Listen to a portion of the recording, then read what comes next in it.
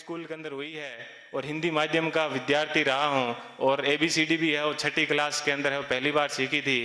लेकिन मैंने उन विद्यार्थियों को चुनौती पेश की थी और उन चुनौती को मैंने हर जगह पर है उसको प्रमाणित भी किया है।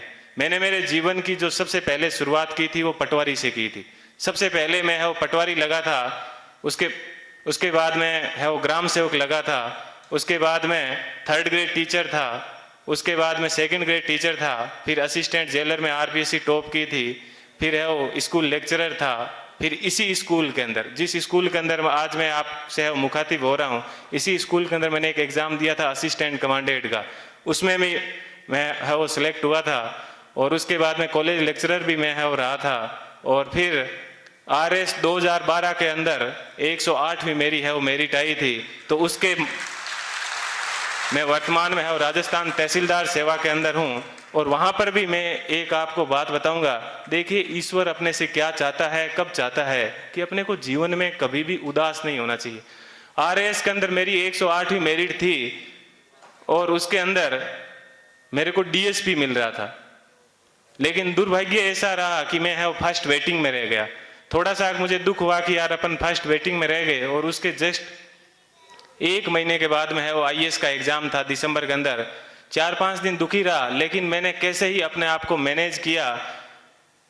और देखिए दोस्तों, मैनेज करने का क्या बेनिफिट मिला कि जो DSP बनना था वो D आगे से हट गया और मैं SP बन गया। बात यह है कि अपन जीवन के अंदर चाहते क्या है, अपन अपने आप को कितना डिवोट कर पाते हैं।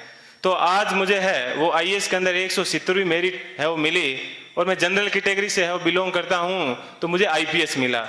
मैं यहां पर रुका नहीं हूं, मैं वापस तैयारी कर रहा हूं। और इस बार मुझे आशा है कि हिंदी माध्यम के अंदर IAS में किसी की अभी तक फर्स्ट मेरिट नहीं आई है।